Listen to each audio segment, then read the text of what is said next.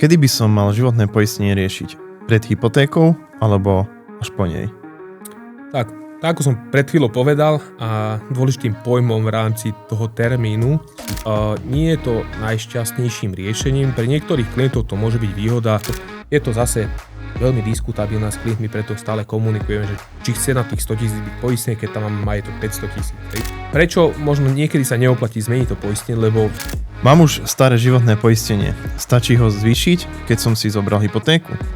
jeho aktívne majetky sú v hodnote 1 000 000 eur, tak môže ak som viac ako 28 dní PN od prvého dňa mi spätne poisťovňa vyplatí, dajme tomu 20 eur dennú dávku. Tiež neodporúčam veľmi navštevovať jednotlivé spoločnosti za účelom nejakej vypracovania ponuky na životné poistenie, lebo zdravím vás, milí sledovatelia, pri mikrofóne Igor Korintúš, vedľa mňa Filip Kakalejčík, sme sprostredkovatelia a venujeme sa poisteniu úverom. Dneska si povieme niečo k téme hypotéka a životné poistenie. Tu kolega Filip Kakalejčík má pripravené otázky, na ktoré sa budem snažiť všetky odpovedať a sú to primárne vaše otázky, takže poďme ku kolegovi Filipovi Kakalejčíkovi a púsme sa v rýchlosti do toho. Zdravím vás. Takže, začneme. Životné poistenie a úver. Keď si beriem hypotéku alebo väčší úver, potrebujem vôbec životné poistenie? Tak, úver je obrovský záväzok pre väčšinu z nás aj z vás, s tým, že základom, čo sa týka životného poistenia, nie je ani tak poistenie úveru, ale poistenie rozpočtu človeka alebo rodiny. Treba zohľadňovať rodinný príjem, rozpočet, príjmy versus výdaje. Ak niekto má úver 50 000 eur, ale jeho aktívne majetky sú v hodnote 1 000 000 eur, tak možno to životné poistenie nepotrebuje. Ale ak niekto si vyberá hypotéku v 80 alebo 90% financovaní a vyberá na 200 000 eurový dom 160 000 eur, čo akurát sa tam zmestila, iný majetok ten klient nemá ani rezervy, dajme tomu na pol roka, tak to životné poistenie určite potrebuje a ak už poisťujem jedného živiteľa rodiny, tak ideálne aj druhého a v komplexe poistenia aj detí je veľmi, veľmi dôležitou súčasťou každej, by som povedal, bežnej rodiny. Čo sa stane s úverom, ak sa niečo stane so mnou? Tak úver pokračuje ďalej, padá na dedičov, to znamená osoba, ktorá v prvom rade dedí, buď už si to dopredu nejak notársky stanovím nejakou zápisnicou a tak ďalej, že kto má dediť moje majetky, alebo to ide automaticky podľa štátom určeného stavu a táto osoba získa aj majetky, ale aj záväzky v nejakom pomere a ak nemám to poistenie, tak mám ten rodinný dom 200 000 eur, kde býva moja žena s dieťaťom, ale mám na ňom úver 160 000 eur, tak buď moja partnerka, manželka naďalej bude pokračovať v platení tohto úveru, alebo v podstate predá ten rodinný dom a vyplatí ten úver. Takže asi takto by som to skrátil. Stačí poistenie, ktoré mi ponúkne banka k hypotéke? Tak štandardne sa to volá bankopoistenie. Nie je to najšťastnejším riešením. Pre niektorých klientov to môže byť výhoda.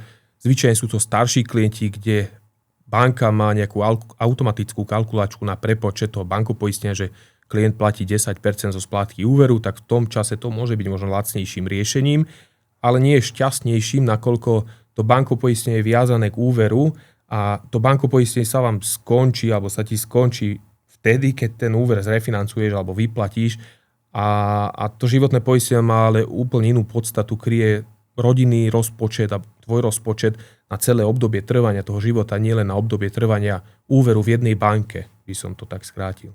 Takže nestačí. Takže poistenie by si riešili individuálne, áno? Určite jednoznačne najšťastnejším riešením je vybrať si komerčnú poisťovňu. Tiež neodporúčam veľmi navštevovať jednotlivé spoločnosti za účelom nejakej vypracovania ponuky na životné poistenie, lebo všetko sú to obchodníci, predajcovia, ktorí ti nanútia, že toto moje v modrej poisťovni je pre mňa najlepšie. Keď pôjdeš do žltej, tak ti povedia, že to žlté poistenie pre teba najlepšie. Keď pôjdeš do červenej poistenie, ti budú tvrdiť, že to červené je najlepšie. Ale vyhľadával by som nezávislých sprostredkovateľov, ktorí mali v portfóliu všetky poisťovne, naozaj venujú sa tej téme aktívne, máš aj nejaké recenzie na nich a oni ti naozaj odporúčia v prvom rade krytie, vybereš si, na čo chceš byť poistený a v druhom rade ti porovnajú to tvoje vybrané krytie vo všetkých poisťovniach a vyberú pre teba tú najvhodnejšiu poisťovňu, ktorá pre teba je. Na akú sumu by som mal mať poistenú smrť, keď mám hypotéku? Tak štatisticky a aj logicky je to minimálne na výšku úveru. Jasné, že ide tu už aj podľa toho, aký má klient zdravotný stav, akú má výšku úveru, aký má klient vek, nakoľko tam sa tá výška poistného naozaj odráža. Niekto, kto má 200 000 eurový úver, má 50 rokov, tak len úmrtie na 200 000 eur pre tohto človeka ešte nedá, že bude stavbar, že je rizikové povolanie, tak môže výsť naozaj 200 eur mesačne, poviem príklad, že niekedy to je ustrelené, ale ak sa chcem poistiť, tak potrebujem nejak optimalizovať, ale pri bežnom človeku, dajme to vo veku 30-35 rokov, je minimálna poistná suma výška úveru. Zase, ak má malé deti, tak je diskutabilné, lebo výchova jedného dieťaťa do 25 rokov stojí 60 000 eur. To znamená, rátajme si 300 eur mesačne má stojí výchova jedného dieťaťa. Tiež to je nejaká poistná suma na to moje úmrtie, ak to tak chcem zobrať, že ak chcem, aby moja manželka, ktorá tu ostane po mojej smrti, aký by vedela v rovnakom štandarde dochovať to dieťa, tak aj na toto by som sa mal poistiť. Takže tie poistné sumy sa takto zrátajú, ale jasné, že odrátajú sa z týchto poistných súm aj majetky, alebo môžem ich odrátať. Takže ak mám majetky 500 000 eur, ale mám zase úvery 100 000 eur, tak mám aktívny majetok, ktorý po mojej smrti tu ostane 400 000 eur. Je to zase veľmi diskutabilná s klientmi, preto stále komunikujeme, že či chce na tých 100 000 byť poistný, keď tam mám majetok 500 000. Takže všetko to treba individuálne prediskutovať s klientom a správne nastaviť. Čo je pri úvere väčší problém? Smrť alebo invalidita? Tak akoby úmrtie je nešťastná záležitosť, ak niekto zomrie, jasné, že ostane tu rodina po ňom. Štatisticky si ovdovelý partner do 4 až 5 rokov nájde ďalšieho partnera, takže akoby bolí to, ale bežne to neboli celý život, ale nejaké obdobie. Ale čo sa týka invalidity, si zoberte, že akoby ten ďalší partner po úmrti toho klienta, keby pomôže zase tej mojej bývalej manželke, ak by ten klient zomrel, potiahnuť ten rozpočet a ďalej sa dostanú do nejakého štandardu.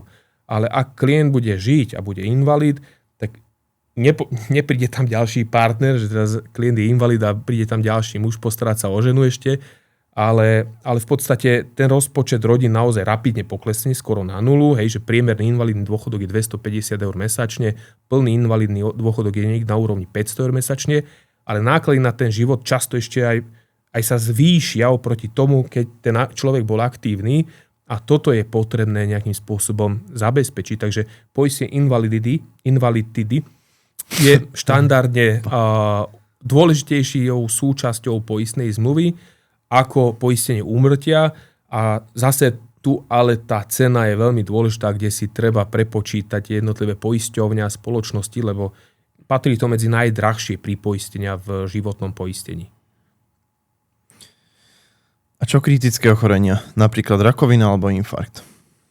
S tým čo? Závažné ochorenia je jedným z moderných pripoistení a toto sa bežne komunikuje ako bežná súčasť životného poistenia.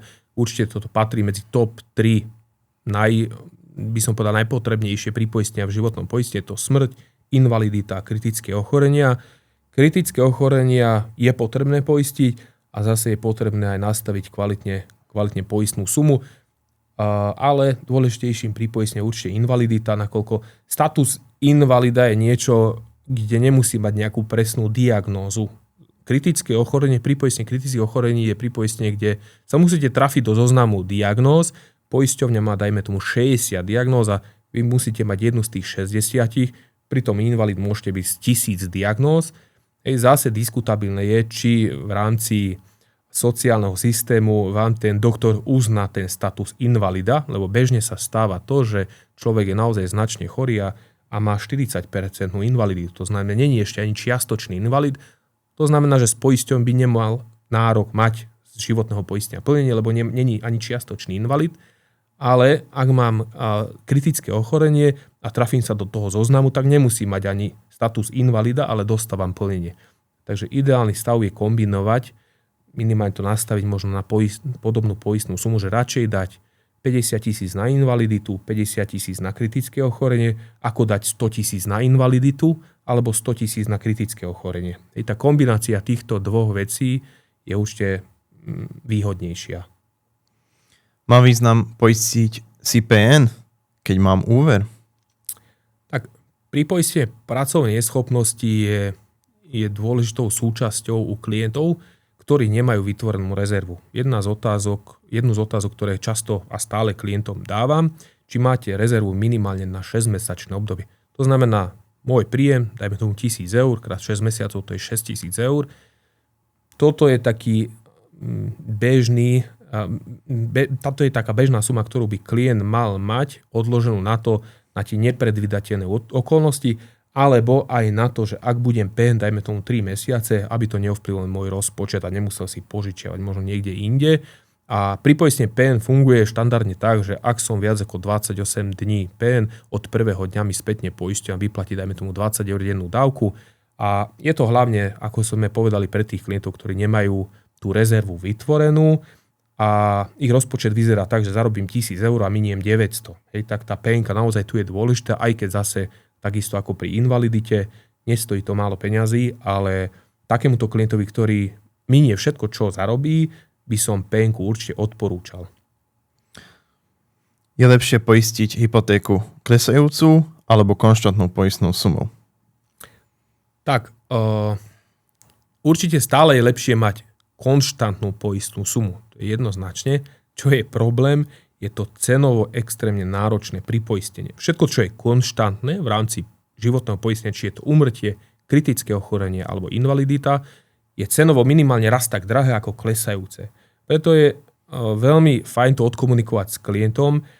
Na klesajúcu sumu minimálne odporúčam zabezpečiť úver. To znamená, mám úver, dajme tomu 100 000 eur. OK, ten úver bude časom klesať, každý rok dajme tomu o 1/30, tak ak nastavím klesajúcu poistnú sumu na 30 rokov, aj táto suma tých 100 000 eur poistná mi bude klesať o 1/30. Veľmi dôležité a často otázkou od klientov je, potom mi bude klesať aj poistné, to čo platím nie. Tam je už to prepočítané dopredu, že cena za to pripoistenie je už od začiatku o polovicu nižšia ako pri tej fixnej poistnej sume a štandardne to využívam osobne tak, že radšej tým pádom nedám 100 000 eur fixne na 30 rokov za cenu 30 eur, ale dám 200 000 klesajúco za tých 30 eur. Lebo najväčšie riziko pre klienta je, že ak som dneska aktívny človek, mám 30 rokov, tak dneska potrebujem väčšiu injekciu finančnú, ak budem invalid, ako keď už budem, poviem príklad, v 55-ke, v 60-ke, tesne pred dajme tomu dôchodkom. Ale v životnom poistení, čo je veľkou výhodou, je to, že vy to viete aj kombinovať, to znamená, viem si dať na ten úver, dajme tomu 100 000 eur klesajúco, ale dám si ešte na bežný život, že keby som bol invalid, aby som z čoho mal fungovať, alebo moja rodina mala z čoho fungovať, alebo by som zomrel, tak dám si fixne, dajme tomu 50 000 eur ešte poistnú sumu, lebo je cenovo náročnejšia, tak dám tam nižšiu poistnú sumu a cenovo priateľnejšiu klesajúcu poistnú sumu dám vyššiu. Takže výhodnejšie je klesajúca, by si povedal? Z cenového hľadiska určite a osobne by som odporúčal určite radšej tú klesajúcu navýšiť o raz takú poistnú sumu, ako dať fixnú na o polovicu nižšiu sumu, ako môže byť tá klesajúca. Mám už staré životné poistenie. Stačí ho zvýšiť, keď som si zobral hypotéku? Tak, ak bolo od základu už dobre nastavené to životné poistenie, že máš tam naozaj vypísané správne zamestnanie, správne osobné údaje, správnu oprávnenú osobu a sú tam kvalitné pripoistenie, niekedy je možné aj navýšiť takúto poistnú sumu. Prečo možno niekedy sa neoplatí zmeniť to poistenie, lebo často sa skúma nový zdravotný stav, nové čakacie doby a podobné veci. Treba si ale uvedomiť, na to navýšené v tej starej poistnej zmluve aj tak vám pôjde nová čakacia doba. To znamená, ak mám kritické ochorenie 5 000 eur a ja si ich chcem navýšiť v starej zmluve na 50 000 eur, na tých 45 000 eur, aj tak vyplním nový zdravotný stav a pôjde nová čakacia doba. A často poisťovne neuplatnia plnú zľavu pri dopoisťovaní a navyšovaní, len pri zmene poistenia a uzatvorenia nového poistenia. Takže tu je veľmi zase vhodné sa poradiť s tým poradcom, aby vám to prepočítal, že aký tam je rozdiel v cene, aký tam je rozdiel vo výlukách, v zdravotnom stave. Za mňa osobne, ak už robím veľké zmeny v životnom poistení, osobne riešim to formou zmeny poistenia z jednej do druhej alebo zrušením jednej zmluvy a uzatvorením novej zmluvy kvôli tým zľavám a ako som povedal, aj tak tam bežia nové čakacie doby, beží tam nové skúmanie zdravotného stavu, takže ak sú tie rozdiely v starej zmluve versus to nové, čo by som chcel extrémne, tak určite osobne nevidím v tom problém uzatvoriť nové poistenie, skôr ako riešiť to tým starým, lebo o polovicu menej zliav by som mal. Kedy by som mal životné poistenie riešiť? Pred hypotékou alebo až po nej? Tak ako som pred chvíľou povedal, a dôležitým pojmom v rámci toho termínu sú čakacie doby. Bežné čakacie doby pri kritických ochoreniach sú 2 až 6 mesiacov. Pri invalide je to v podstate štandard nejakých 12 mesiacov čakacia doba, úmrtie čakaciu dobu nemá. Pri poistení pracovnej neschopnosti má štandardne čakaciu dobu 2 mesiace, na tehotenstvo bežne a na chrbtice sú až 12-mesačné čakacie doby. Takže z toho asi vyplýva to, že jednoznačne pred hypotékou by som už mal mať pripravené a uzatvorené to životné poistenie, ktoré mi kryje v podstate aj ten budúci úver. A ja stále vysvetľujem klientom, že ak si aj ten úver ale chcete vybrať o 5 rokov, dneska máte stabilný príjem, tak osobne prečo už nepoistiť ten budúci úver už dneska, lebo ak ten klient o 3 roky sa stane invalid, jeho príjem poklesne na 500 eur, tak tú hypotéku mu už banka ani nedá, ale tým, že ja som ho na 100 000 eur na invaliditu poistil, on zo zmluvy dostane 100 000 eur, aj keď úver nemá, a môže si kúpiť to, čo si chcel kúpiť, keď ešte pracoval, dajme tomu, ja neviem, dvojizbák, jednoizbový byt, ktorý dá do nájmu a bude mu chodiť stade príjem. Hej. Takže ak to rozpočet klienta púšťa, určite to kľudne riešiť aj predčasne, hej, kľudne aj roky dopredu, lebo poisťujem seba aj na ten akýby budúci majetok, aj na tie svoje plány, aké v živote mám a takto vám poisťovňa môže vyplatiť naozaj veľmi vysokú sumu, s ktorou potom vy viete manipulovať a viete si zabezpečiť pasívny príjem do života. Keby si mal človeku z hypotéku povedať jednu vec, čo by to bolo?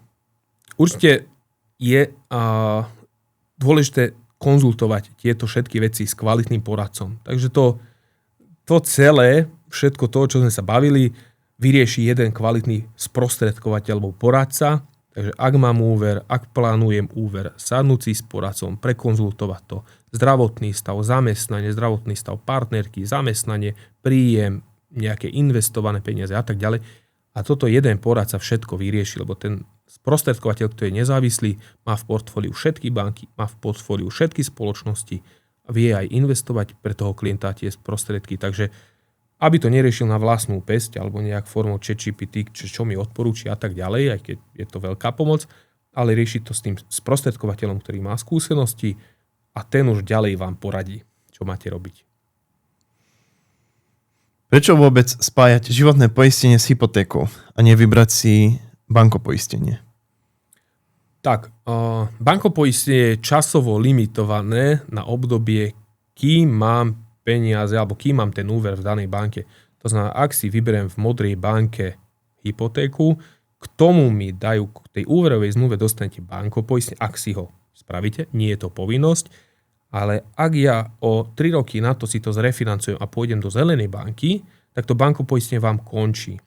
Ďalšou nevýhodou bankopoistenia je to, že oprávnenou osobou, že v prípade vašho úmrtia, v prípade straty zamestnania a tak ďalej, nie je oprávnenou osobou vaša rodina alebo to, koho vy určite, ale je banka. To znamená, ja keď zomriem a mám tam bankopoistenie, tak tá modrá banka dostane peniaze, ten úver sa ako keby vymaže, ale rodina nedostane nič. To životné poistenie nekryje len úver, lebo ja si môžem vybrať len 50 000 eur, ale ak by som zobral, chcel by som, aby moja rodina dostala 150 000 eur, tak toto sa rieši v životnom poistení, nie v bankopoistení. V bankopoistení si banka zabezpečí svoj úver voči klientovi, keď sa mu niečo stane v rámci zdravia a to je v podstate všetko. A je to bankopoistenie nevýhodou je ten rozsah toho krytia. Hej, v životnom poistení, v bežnom, v komerčnom si zober, že máme, 20 pri poistení. Hej, že ten najväčší balík bankopoistenia má tuším nejaké 5 pripoistenia a to je všetko. A všetky sú naviazané na to, že ak klient zomrie, banka dostane peniaze. Ak klient stratí zamestnanie, banke sa vyplatí splátka hypotéky. Ak klient bude invalid, banka dostane peniaze. Hej. A to nič nemá spoločné s rodinou. A ja nepoznám osobne klienta, ktorý chce poistiť banku a nie svoju rodinu ako keby. Hej. Lebo tým, že ja seba poisťujem, ako keby nepoisťujem ani seba, hej, že primárne, ale poisťujem to, že keď mne sa niečo stane, aby moja rodina vedela ďalej kvalitne fungovať. Hej. To je pointa komerčného a bežného životného poistenia. Napríklad bankopoistenie je 10% zo splátky, áno? Áno. Že povedzme, že 500 eur mesačne je splátka, to sa rovná, že 50 eur mesačne za bankopoistenie. Áno. A vedel by si to tak porovnať, že napríklad individuálne, ako by to vychádzalo? Že porovnať? V rámci bežného životného poistenia robíme klientovi priamo prepočet, kde mu v kľúne aj ukážeme, že OK, tu máte také rizika za toľko peňazí a tu v komerčnej poisťujem za také XY rizika viete dostať za toľko peňazí. Čo sa týka ceny, tak ak by som dal takú istú poistnú sumu na smrť, takú istú poistnú sumu na invaliditu a tak ďalej, tak v komerčnej poistne toho klienta vidie naozaj skoro rovnako, ak nie často ešte aj menej, kvôli zľavovým systémom. Takže, ale základom toho rozdielu je to, že tu je oprávnenou osobou stále rodina a nie je banka. Hej, takže to komerčné poistenie není drahšie, ale v podstate stojí toľko isto často, keď nie menej, ale stále tam kryjeme tú rodinu. A čo sa týka hovorím ceny, niekedy to bankopoistenie naozaj môže byť extrémne draho v modrej banke, ak klient má napríklad úver na krátku splatnosť, kde platí 700-800 eur mesačne za úver na 30 000 eur, že naozaj není tam vysoké riziko. Poistná suma je 30 000 eur, za to si platí úver 700 eur, lebo to má na krátku splatnosť, tak jeho bankopoistenie bude stať niekde okolo 70-80 eur. Pritom životné poistenie na 30 000 eur, čisto riziko úmrtia, klienta môže výjsť do 10. Hej? Takže rozdiel je obrovský, takže naozaj je to ale individuálne podľa toho, na koľko rokov ten úver má, hej, že aká tam je mesačná splátka, lebo bežné bankopoistenie sa vypočítava z tej mesačnej splátky toho úveru. Modrá banka to má tak, je to 10 alebo 15% podľa balíka, ktorý si klient vyvolí, či to je komfortný balík, kde má len úmrtie, alebo aj invaliditu, alebo najväčší balík je fullko, kde je ešte aj strata zamestnania, aj PNK, ale stále len na výšku tej splátky úveru. Nekryjem sa nejak inak. Hej. Tam jediné, čo klient dostane, že nemusím platiť, keď budem nezamestnaný úver, ale je to podmienené naozaj celkom komplikovanými všeobecnými obchodnými podmienkami. Koľko dnes reálne stojí hypotéka? Povedzme si príklad, že 100 000 eur na 30 rokov pri 3,66 úrokovej sadzbe 458 eur mesačne. Ano. Čo na to povieš? Tak, či je ten úver, keď sa pýtaš to, že či je vysoký alebo nízky, tak v podstate také sú úrokové sadzby, ktoré sa stále časom menia. Je dôležité si uvedomiť, že jasné, že mali sme tu obdobie aj nižších úverov, kde za ten úver by sme platili oveľa menej, ale základom toho celého je kvalitne využitie prostriedky, ktoré klient chce vyberať. Takže ak klient chce pôžičku dneska, alebo naozaj mám možnosť spraviť dobrú kúpu, OK, tak vyberme si tie peniaze, aj keď s relatívne vyšším úrokom, ale mali sme tu obdobie, kde boli aj 5% úrokové sadzby. Takže 3,6% je taký, nepovedal by som zlatý štandard, ale tu niekde sa dlhodobo tie banky podľa mňa hýbu a budú hýbať a už lepšie môže byť, ale môže byť aj horšie. Takže. Koľko vlastných peňazí by mal človek pri kúpe nehnuteľnosti? Tak štandardne je to 20%, ale už dneska sa dostávame aj na úroveň 10%, takže aby sa nám to ľahšie rátalo, ak si idete kúpovať rodinný dom alebo byt v hodnote 100 000 eur, tak ideálne, keby ste mali 20 000 svojich, to znamená máte 80% LTV, ak vám banka pustí 90% LTV, tak 10 000 svojich prostriedkov by ste mali mať. Niektoré banky to ale riešia spôsobom, že tých 10 alebo 20 000 vám vedia ešte vyspotrebovávkovať. To znamená, nepotrebujete ako v úvodzovkách svojich prostriedkov mať žiadnych a viete, aké by 100% vyfinancovať. Ale ja si už myslím, že toto je akože dosť náročné splácať aj ten spotrebný úver a aj ten hypotekárny úver. Naozaj tam sa klient zadlží už, by som povedal, trošku cez, ale ak to klient uzná za vhodné, tak je to čisto na ňom. Za mňa osobne je fajn mať minimálne tie 20% svoje. Ty keby si teraz si mladý, ale keby si plánoval kupovať alebo ísť do nájmu, čo by si vybral? Tak, čo sa týka nájmu, ak to berieme, že možno rodinný dom alebo byt, tak určite myslíš, že či kúpa alebo nájom. Hej, áno, takto. Kúpa versus nájom. Dobre, tak je to zase akoby za mňa osobne tým, že aktuálne vlastním rodinný dom, starám sa o ňo, platím ten úver, platím náklady, réžiu a všetko kolo toho a beriem to akoby naozaj osobne, sa na to teraz tak pozriem z osobnej stránky. Niekedy by mi bolo jednoduchšie a flexibilnejšie bývať v byte a mať tú možnosť flexibilnej zmeny adresy a toho sídla, toho bývania môjho, ako ten jeden rodinný dom, kde sa ten človek zaviaže, dajme tomu na nejaké dlhšie obdobie, musí sa kompletne o to starať, všetko je to nákladné, mimo toho si platíte ešte úver k tomu a neprináša to v úvodzovkách žiadny príjem, lebo len to berie peniaze, tak by bola asi jednoduchší ten nájom. Jasne, že z toho v úvodzovkách investičného uhla pohľadu je často ekonomicky menej náročné si kúpiť tú nehnuteľnosť, bývať v nej a očakávať ten náraz tej hodnoty, tej nehnuteľnosti. Kam sa to a ako bude ale ekonomicky hýbať, dopredu nikto nevie. Určite jasné, že mali sme tu predchádzajúce roky silné obdobie, od obdobia 2015 do 25 to extrémne rástlo a tam, kto mal kúpený byt a rodinný dom, tak teraz sa bije po hrudi, že aký je investičný mák. Proste bolo dobré obdobie, ale toto obdobie nebolo historicky stále. A možno niekedy je fajn inak aj investovať tie prostriedky, nie čisto do nehnuteľnosti, ale máme tu aj fondy a máme tu aj iné investičné nejaké stratégie, do ktorých klient môže investovať. A ten nájom odporúčam takým flexibilnejším ľuďom a ten, ktorý sa chce už nejak usadiť, chce mať to svoje a chce bývať vo svojom, tak kľudne tú kúpu. Ale je to všetko na osobnom, každý ak to cíti a uzná za vhodné. Jasné, že ak sa na to pozriem z 30-ročného horizontu, tak jednoznačne tá kúpa je výhodnejšia. Ak sa na to pozriem z krátkodobého hľadiska, že človek nevie, čo chce, tak možno ten nájom. Aké 3 čísla by mal poznať každý človek, ktorý má hypotéku?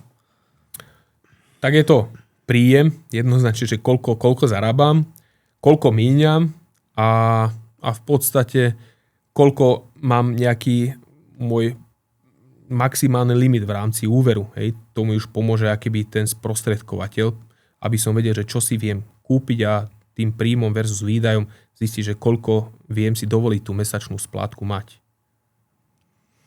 Keď mi banka hypotéku schválila, znamená to, že si ju môžem bezpečne dovoliť?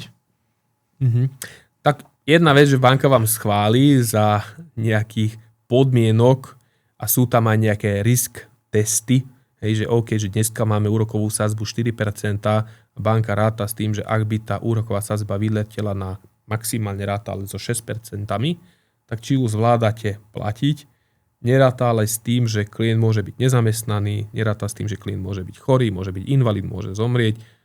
Toto není v tom výpočte vypočítané, takže dovoliť si to klient môže, ale je dôležité na tieto nepredvídateľné okolnosti za mňa ako na špecialistu na životné poistenie je dôležité byť naozaj pripravený aj na takéto okolnosti. Dobre, tak to bude všetko z našej strany a ďakujeme za otázky, ktoré ste nám dávali a ďakujeme aj Filipovi za spoluprácu. Trošku sme sa aj zapotili, ale zvládli sme to na dneska. Budeme radi za každú reakciu, takže ak vás zaujíma ešte nejaká téma v rámci toho životného poistenia alebo máte k hypotéke nejaké otázky, kľudne nám to nechajte v komentári. Dnešný kolega moderátor bol Filip Kakalejčík, špecialista na úvery, na životné poistenie a spolupracovník, ktorý rieši kariéru v rámci našej sieti, príjma spolupracovníkov, ktorých adaptuje. Moje meno je Korintuš Igor a som špecialista na životné poistenie, čo je taký môj denný chlebiček. A v rámci poistenia majetku aj úverov vám veľmi rád pomôžem, ak budete niečo potrebovať. Takže Ďakujeme pekne za to, že ste pozreli dokonca toto video a vidíme sa na budúce. Majte sa, čaute. Ďakujeme pekne, majte sa.